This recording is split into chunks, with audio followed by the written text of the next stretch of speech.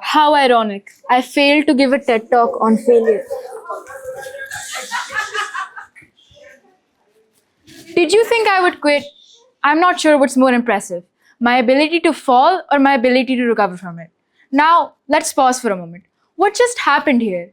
Just as I was about to hit the ground, some of you must have thought, oh no.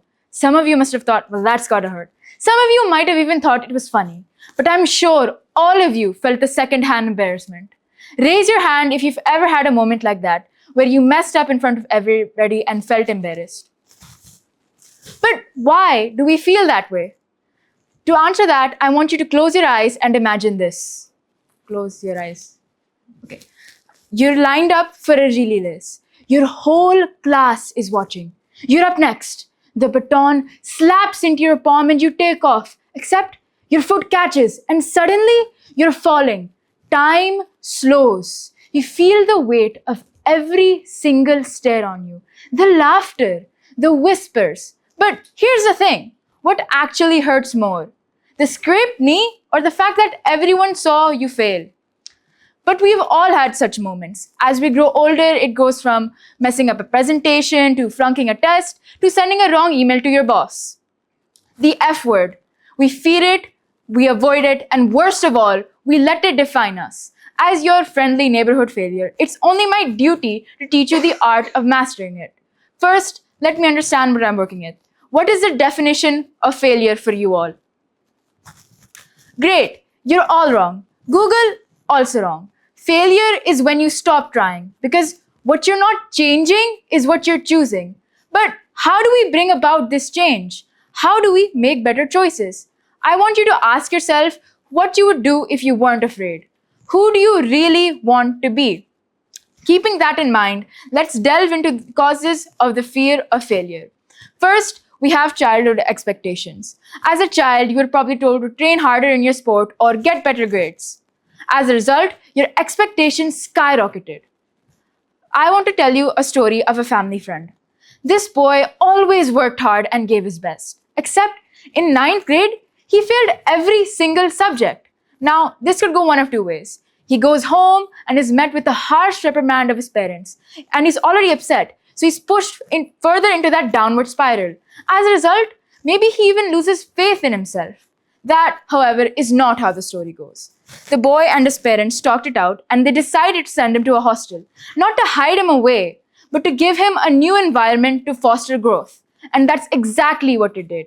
Not only did he get better grades, he became a fitter person and gained confidence too.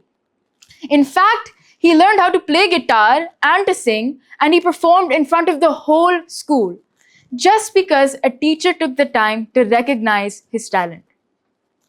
It's important to remind yourself that we all have great potential despite the tremendous expectations of others and the ones we keep for ourselves, as well as reminding ourselves that consistency is the catalyst of growth. You don't have to give 100% every day. That's okay, but you have to get out there and try, and try. Next, we have perfectionism. I'm guilty. I was literally procrastinating writing this TED Talk because of that. Perfectionism is nightmare fuel. Before we even start, we've already given up because we think everything less than perfection is worthless. That's just not true. But still, it stops us from starting new things or even enjoying the process. Instead, think of mistakes as data, not disasters, and celebrate the fact that you tried. Don't ask, what if I fail? Ask, what will I learn? Remember, Rome was not built in a day. If you fear judgment, here's the truth. People are too busy thinking about themselves to even notice. And even if they do, they don't define you. No one gets to. To define is to limit. Don't let anyone, even yourself, tell you you aren't good enough. Instead, ask yourself, what do you really think yourself? And accept imperfection. As Victor from Arcane once said, there is no prize to perfection, only an end to pursuit. So keep striving to be better, even if it makes you uncomfortable. The more you do it, the less power the fear of judgment has over you. Now, since I've already thoroughly humiliated myself, and I'd kind of be a hypocrite if I wasn't vulnerable, practice what you preach and all that. For some of us, failure doesn't just hurt. It becomes proof that we aren't good enough. When that feeling grows too heavy, we look for ways to escape it. I did. I turned the pain inward, thinking that if I could control the hurt, I could control the failure itself. But self-harm never solved failure. It just reinforced the belief that I wasn't worth saving. That's the lie failure tells us. That making mistakes makes us a mistake. That is not true. And healing is a practice. There will be no golden day when everything is perfect and we are flawless. Putting in the work every day is the only way to grow. The day we realize that is the day we overcome our fear of failure and look back to see how far we have come. So what next? We've overcome the fear of failure. Do you guys feel it, or is it just me? We failed. It starts with denial.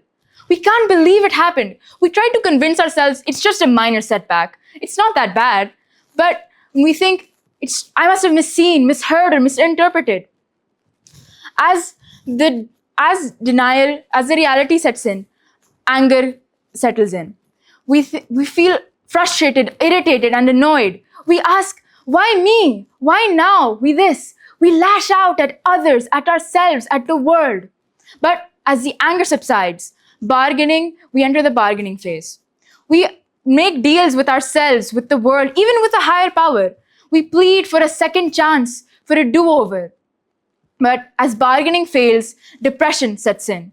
We feel hopeless, helpless, and defeated. We question our abilities, our worth, and our purpose. We wonder if we'll ever feel whole again, if we'll ever recover. And then we reach acceptance. We recognize our failures and acknowledge that we're imperfect. And that was pretty much the summary of my relocation from the US to India. After spending what was then the major 70% of my lifespan molding myself into the perfect All-American, moving here was the exact opposite of who I had become. And it felt like my entire world had turned upside down. Eventually, I reached acceptance, though I still felt stuck, like I was simply existing. How do we bounce back? How do we truly live again? I introduce you to the final stage, vengeance. Cue neuroplasticity, which is just a fancy way of saying your brain is constantly changing.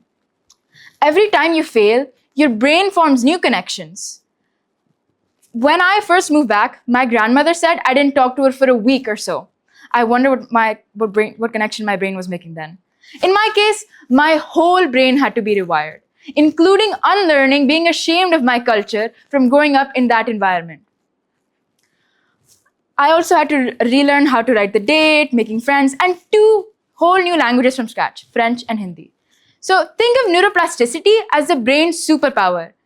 We can use it to unlock our true potential and achieve our goals.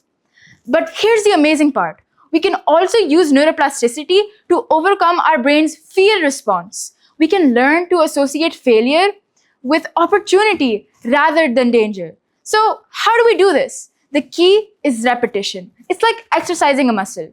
At first, it's hard, but as you do it, it becomes easier and more automatic. Now, looking back, I don't see failure, I see growth. I realized that every struggle was making me stronger. The discomfort, that was just my brain rewiring itself. And that applies to all of us. Now, those of you who follow my guide, which is only available for $9.99 on eBay. Welcome to Failure 101. First off, reflect, don't dwell. Instead of getting stuck on every failure, ask yourself how you will improve. Then, try again. The more mistakes you make, the less power the fear of failure has over you. And set realistic goals that make room for failure. Then, laugh at your failures. If you laugh at it, you can take its power away. You don't have to always take it to heart. Build a positive internal environment by visualizing success and positive self-talk, and a positive external environment by surrounding yourself with growth-minded people. Lastly, fail publicly, not in secret. When you do this, you will be forcing yourself out of your comfort zone. You don't have to take big leaps. Say you're afraid of public speaking. You can start in small groups in front of just your friends or your classmates. You won't succeed right away, and that's okay. It's a process. Et voila, a perfect recipe for success. Or so I hope. At the start of this talk, I fell. But what do you remember more? The way I fell or the way I got back up? Think of your last failure. Picture a stepping stone rather than a stumbling block. A year from now, would it still matter? Failure only stays big if you refuse to move past it. To quote Adventure Time, sucking at something is the first step to becoming kind of good at something. Before you leave today, I dare you all to do something that scares you so much that you might fail and do it anyway. Embrace that fear. Learn, grow, go out there and fail. Thank you.